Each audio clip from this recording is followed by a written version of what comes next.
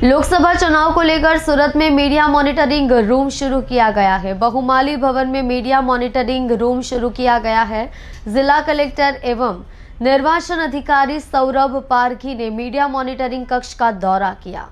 आचार संहिता को लेकर स्थानीय समाचार चैनलों पर नजर रखी जाएगी। मीडिया मॉनिटरिंग सेंटर मीडिया का दुरुपयोग न हो और पेड न्यूज या फर्जी खबरों पर नजर रखने के लिए शुरू किया गया है। कलेक्टर ने कहा कि ये नियंत्रण कक्ष आदर्श आचार संहिता के साथ शुरू किया गया है।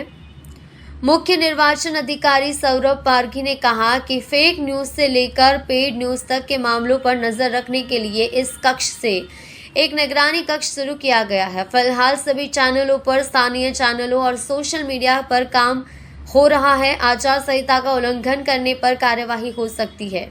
अभी तक कोई मामला दर्ज नहीं किया गया है।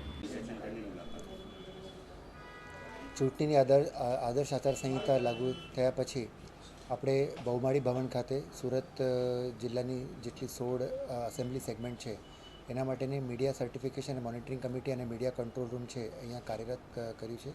એની પ્રક્રિયાના ભાગરૂપે આજે મુલાકાત પણ લીધી અને જરૂરી સૂચનાઓ આપી છે। એક ઇલેક્શનમાં લેવલ પ્લેઇંગ ફિલ્ડ થાય અને કોઈપણ મીડિયાનું જે છે દુરુપયોગ ના થાય, પેડ ન્યૂઝ, ફેક ન્યૂઝ, આના ઉપર આપણે જે છે કંટ્રોલ રાખીએ અને આનું જે છે પ્રોપર એક્સપેન્ડિચર છે એ પણ કેન્ડિડેટ કે પાર્ટીના ખર્ચમાં ગણાય એના માટેનું આ સેન્ટર કાર્યરત હોય છે। જે અમુક કન્ટેન્ટ છે મીડિયાના એ સર્ટિફિકેશન માટે પણ અહીંયાથી કામગીરી થાય છે અને બધા જ કેન્ડિડેટ્સને, પાર્ટીઝને લેવલ પ્લેઇંગ ફિલ્ડ મળે એના માટે ઇલેક્શન તંત્ર કાર્યરત છે અને આના ભાગરૂપે જે મીડિયા સર્ટિફિકેશન મોનિટરિંગ સેન્ટર છે એ અહીંયા કાર્યરત છે।